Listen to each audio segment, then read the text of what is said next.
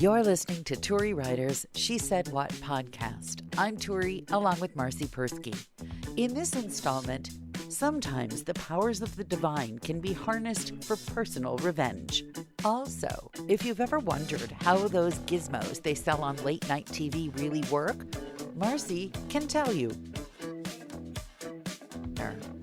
Back in high school, I had a friend who I think it's pretty clear that using a lens now, the mother was probably in what we would now believe is a domestically dangerous situation.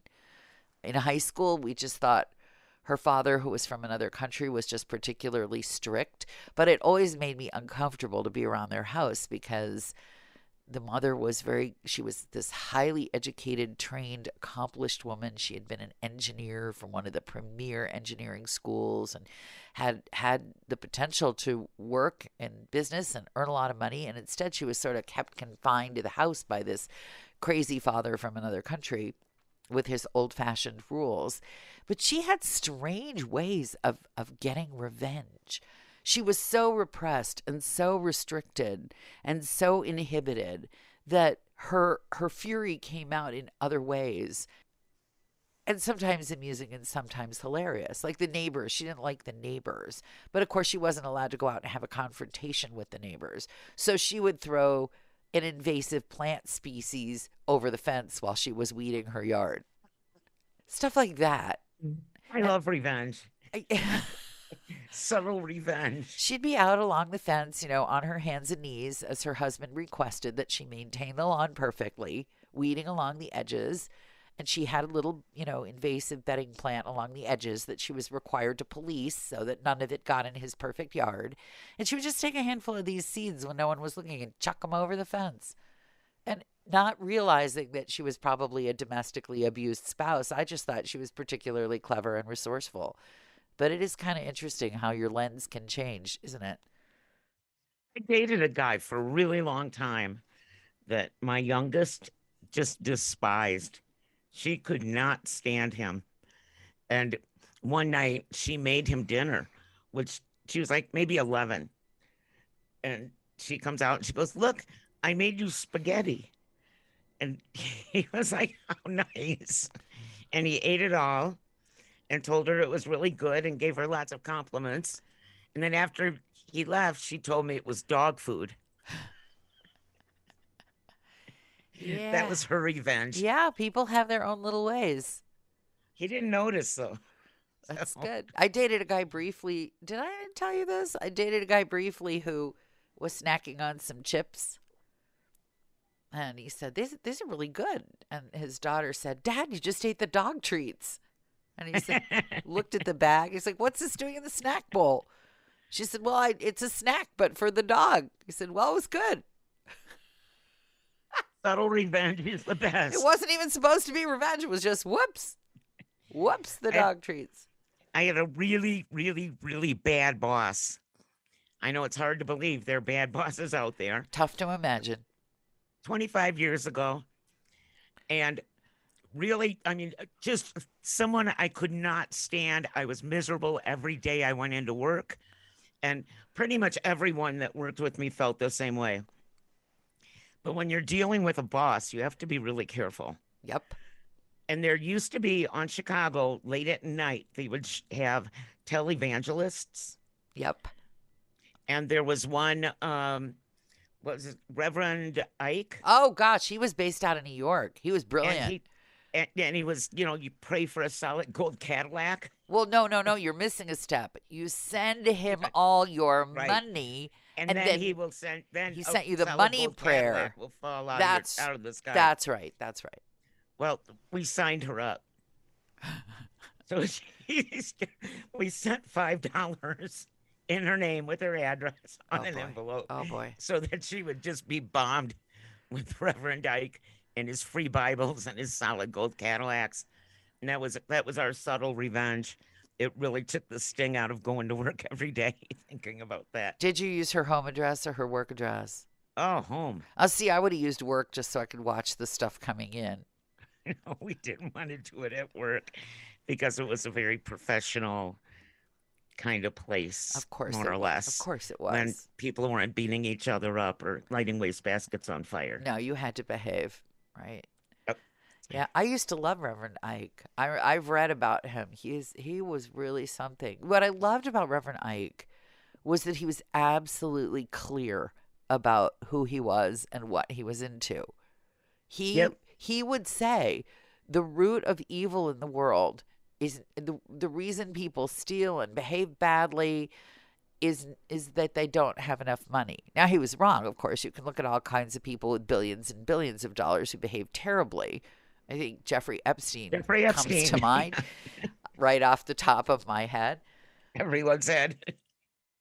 But and he's just the tip of the creepy, disgusting, bad behaving iceberg. I mean, there are plenty more where those come from.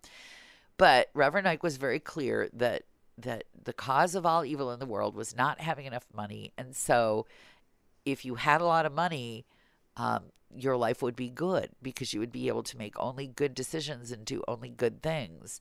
So the first step was to make sure that he had enough money, like lots and lots of money. And then he would show you how to have a lot of money by praying for you and sending you the money prayer. The little piece that he left out, other than the fact that plenty of rich people are truly, truly evil, the little piece that he left out was that if he really wanted you to have a lot of money, then what he would have needed to do with that formula is set you up with your own radio ministry. Yeah, I wanted a solid gold Cadillac to drop out of the sky into my front yard. And you're from Michigan. Did you even find out whether it's possible to make a solid gold Cadillac? Um, sorry, I don't design autos. Just because I'm from Michigan doesn't mean that, See, if I were on the air, I would try and get an interview with the head of one of the big three and say, hey, is it even possible to make a solid gold Cadillac? Could that be done? Like, could you get an engine that would fire at the right temperature if it were so? You probably could now if it was an electric vehicle. you know, actually, I think it was his whole thing. It was manufactured in heaven, probably by young children. Oh, yeah, creepy. It's Very creepy. I heavenly like that. sweatshop or something. That heavenly factory where they make solid gold Cadillacs. Now you've explained it all. Okay, I get it now. But he actually had a church, and it's I believe it's in Harlem, and it's still around. It had been the grandest of movie palaces. I used to watch the Crystal Cathedral too. Oh my, you like those mega churches? Yeah, well, yeah, and I worked 4 to midnight, and all those guys were on late at night, Yeah, and they were just interesting to watch. And just like now, I would watch the people give them money, or vomit demons or whatever they do during these services, and wonder, where did these people come from? yeah. Now you have to find them on YouTube.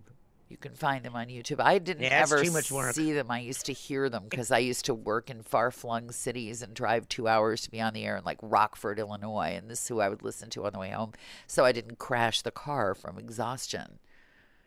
I Uh, always felt bad for the little old ladies that would believe it and send in all their money, though.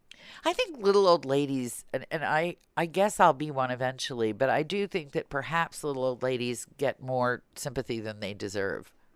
All their lives were they giving money to crazy people, or did they just start when they hit like 85? I think that uh, a little foggy brain Well, issues that might could have be something to do with that as well. And okay. they're lonely and they want a solid gold Cadillac. Don't you think some of these little ladies, don't you believe that sometimes these little ladies are offered more mundane compensations? Like, I'll come visit you and I'll take you shopping and let's go to the zoo. But they would rather sit in their houses and believe that the solid gold Cadillac is going to fall out of the sky and change everything. There are people like that. We Although have learned by experience in the past few years that there are many people like there that, are a and they're lot of not people like that. necessarily little old ladies. No, they're not. I do feel, though, shades of little old lady coming on here. Uh-oh. Just this morning, I came downstairs and the air conditioning was on, and the spousal unit was sitting on the porch having a cup of coffee and doing the crossword puzzle. And I opened the door, and this blast of extremely hot and humid air hit me in the body, and I thought, I think I'd rather just stay in my house forever than go out for 5 minutes in this. And that's, I guess, the beginning of Little Old Lady. And as somebody who's been like shut in a house, sitting in a chair for more than a week, I finally stood up yesterday and walked around without wanting to die Because of your injuries from because your latest furniture disaster. from falling off the deck, which is a little bit old lady-ish, except I didn't break a hip or anything. Yeah, I actually went outside and it was like at 50-mile-an-hour winds, of course. But I just put my arms in the air and I said, "Wind, take me away."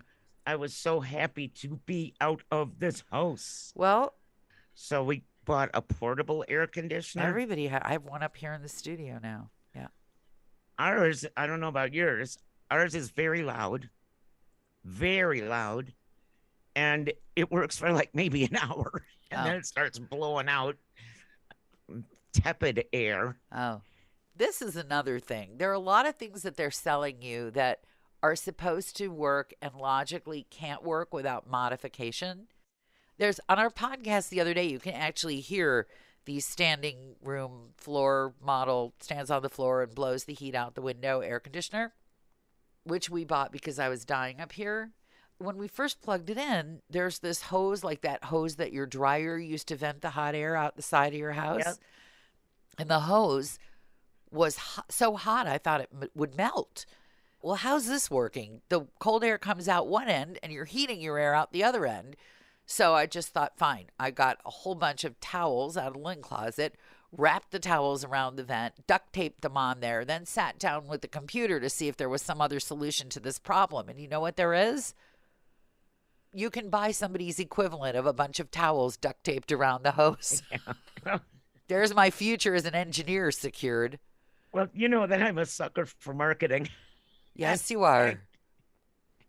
I can't even believe I'm going to tell this, but oh well. Okay, so I saw a commercial for your own personal air conditioner that you put on your desk, and it's supposed to keep you cool all day.